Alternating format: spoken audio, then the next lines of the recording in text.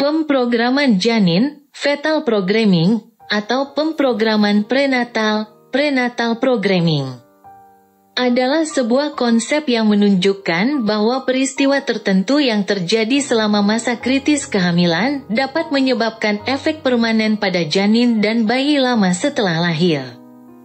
Konsep pemrograman janin bermula dari hipotesis asal-usul janin, yang juga dikenal sebagai hipotesis Barker, yang diajukan David Barker tahun 1995 di Universitas Southampton, Inggris.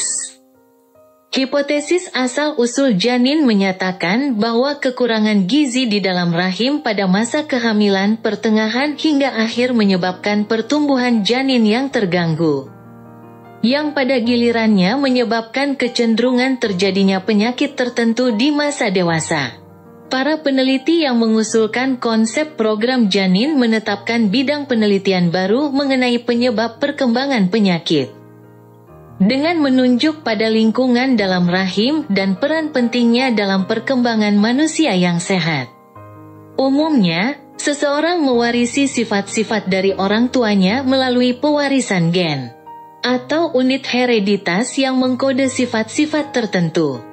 Proses genetik tersebut menjelaskan mengapa keturunannya memiliki ciri-ciri yang mirip dengan induknya dan menjelaskan cara sebagian besar sifat ditentukan. Namun, lingkungan seseorang juga memainkan peranan penting dalam perkembangan sifat, karena perkembangan hampir semua penyakit ditentukan oleh cara genetika dan lingkungan seseorang berinteraksi. Sebelum Barker mendefinisikan hipotesisnya pada tahun 1995, para ilmuwan mengaitkan pentingnya lingkungan dalam rahim dengan perkembangan selanjutnya dengan cara lain. Thomas Fernie, seorang spesialis medis yang mempelajari diagnosis dan pengobatan penyakit mental tertentu, menerbitkan The Secret Life of the Unborn Child, di mana ia mengembangkan gagasan bahwa lingkungan yang penuh tekanan dalam rahim dapat berdampak jangka panjang pada psikologis, emosional, dan janin. Perkembangan fisik. Saat itu, para ilmuwan berpendapat bahwa janin dapat merasakan, memahami, dan bereaksi terhadap lingkungannya saat berada di dalam rahim, biasanya pada tahap perkembangan selanjutnya. Pada tahun 1989, dalam Weight in Infancy and Death from Ischemic Heart Disease, Barker dan rekannya memberikan dukungan bahwa pengaruh lingkungan dapat mempengaruhi pertumbuhan dan perkembangan selama awal kehidupan, dan menyebabkan kecenderungan terhadap penyakit tertentu di kemudian hari. Secara khusus, Barker dan rekannya mengamati korelasi antara berat badan lahir dan perkembangan penyakit jantung iskemik, suatu kondisi di mana tidak cukup darah dan oksigen mencapai jantung. Berdasarkan temuan tersebut, pada tahun 1990 Barker menerbitkan artikel lain yang lebih jauh memajukan konsep pemrograman janin, berjudul Asal-usul penyakit dewasa pada janin dan bayi.